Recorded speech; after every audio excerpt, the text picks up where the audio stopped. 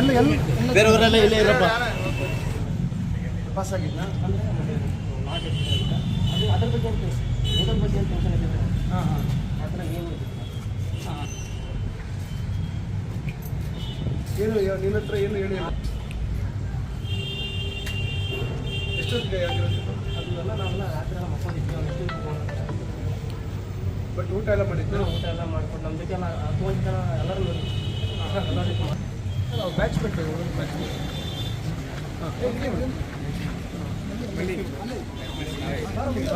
Lateral ಎಂಟ್ರಿನ direct direct ಎಷ್ಟು ಜನ ಇದ್ರು ಲ್ಯಾಟ್ರಲ್ ಎಂಟ್ರಿ ಇನ್ನೊಬ್ಬ ನಿಮ್ಮ ಹತ್ರ ಇದು ಯಾವತ್ತು ಎಕ್ಸ್ಪ್ರೆಸ್ ಮಾಡಿಲ್ವಾ ನೀವು ಹಾಸ್ಟೆಲ್ ಇದ್ದೀರಾ ಯಾವ ಊರಿನಿಂದು ಇವತ್ತು ನಮ್ಮ ಹಿಂದುಳಿದ ವರ್ಗಗಳ ಪೋಸ್ಟ್ ಮೆಟ್ರಿಕ್ ವಿದ್ಯಾರ್ಥಿ ನಿಲಯದಲ್ಲಿ ನಮ್ಮ ಇಂಜಿನಿಯರಿಂಗ್ ಕಾಲೇಜ್ ವಿಶ್ವೇಶ್ವರಯ್ಯ ತಾಂತ್ರಿಕ ವಿಶ್ವವಿದ್ಯಾಲಯದ ಘಟಕ ಕಾಲೇಜಿನಲ್ಲಿ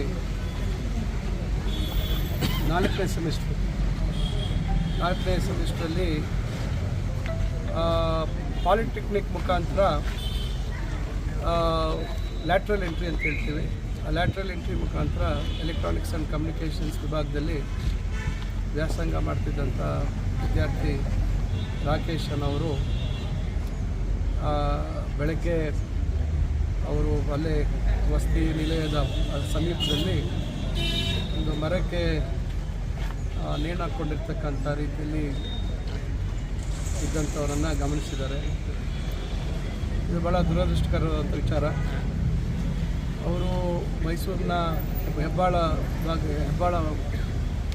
ಹೆಬ್ಬಾಳದವರು ಅಂಥೇಳಿ ಮಾಹಿತಿ ಸಿಕ್ಕಿದೆ. ನಾನೀಗ ಅವರ ಸಹಪಾಠಿಗಳು ಇವರ ಜೊತೆ ಮಾತಾಡಿದಂಥ ಸಂದರ್ಭದಲ್ಲಿ ಎಲ್ಲೂ ಅವರು ಯಾವುದೇ ರೀತಿ ಖನ್ನತೆಗೆ ಒಳಗಾಗಿರ್ತಕ್ಕಂಥ ಒಂದು ಪರಿಸ್ಥಿತಿ ಅಥವಾ ಏನಾದರೂ ಒಂದು ಒತ್ತಡಕ್ಕೆ ಅಥವಾ ಇನ್ನೊಂದು ರೀತಿಯಲ್ಲಿ ಯಾವುದೇ ರೀತಿ ಅವರು ವ್ಯಕ್ತಪಡಿಸಿಲ್ಲ ಮತ್ತು ಯಾರೂ ಸ್ನೇಹಿತರ ಜೊತೆ ಏನು ಹಂಚ್ಕೊಂಡಿಲ್ಲ.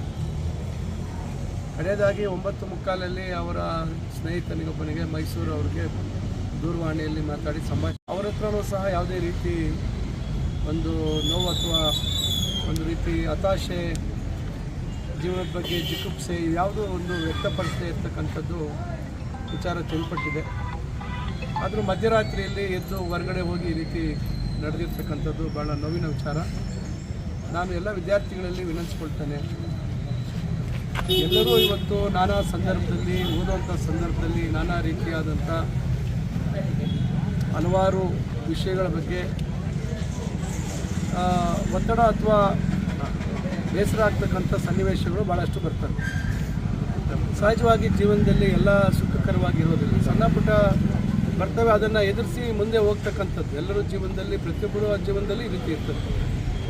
ದಯವಿಟ್ಟು ನಾನು ಎಲ್ಲ ವಿದ್ಯಾರ್ಥಿಗಳಲ್ಲಿ ವಿನಂತಿಸ್ಕೊಳ್ತೇನೆ, ಅದು ಇಂಜಿನಿಯರಿಂಗ್ ಇರ್ಬೋದು, ಬೇರೆ ವಿಭಾಗಗಳಲ್ಲಿ ವ್ಯಾಸಂಗ ಮಾಡ್ತಾ ಇರ್ತಕ್ಕಂಥವ್ರು ಇರ್ಬೋದು, ದಯವಿಟ್ಟು ಆ ರೀತಿ ಒತ್ತಡದ ಸಂದರ್ಭದಲ್ಲಿ ನಮ್ಮ ಸ್ನೇಹಿತರ ಜೊತೆ ಕೂತು ಮಾತಾಡಿ ಅಥವಾ ಪೋಷಕರ ಜೊತೆ ಮಾತಾಡಿ ಅವರಿಂದ ಸಲಹೆಗಳನ್ನು ಪಡಿತಕ್ಕಂಥದ್ದಾಗಬೇಕು. ಆ ಕ್ಷಣದಲ್ಲಿ ಯಾವುದೇ ಒಂದು ತಮ್ಮ ವೈಯಕ್ತಿಕ ತೀರ್ಮಾನಗಳನ್ನು ಮಾಡುವಂಥದ್ದು ಆಗಬಾರ್ದು ಅಂತಕ್ಕಂಥದ್ದು ನನ್ನ ಒಂದು ವಿನಂತಿ ಎಲ್ಲರಲ್ಲೂ. ಇದು ಭಾಳ ನೋವಿನ ವಿಚಾರ. ಈಗ ಅವರ ಪೋಷಕರು ಬರ್ತಾ ಇದ್ದಾರೆ. ಬಹುಶಃ ಅವರಿಗೆ 2 ಮಕ್ಕಳು ಅಂತ ಕಾಣ್ತದೆ, ಒಂದು ಹೆಣ್ಮಗಳು, ಒಂದು ಗಂಡು ಹುಡುಗ. ಪಾಪ ಅವರು ಇವತ್ತು ಅವರ ಒಬ್ಬ ಮಗನನ್ನು ಕಳ್ಕೊಂಡಿದ್ದಾರೆ.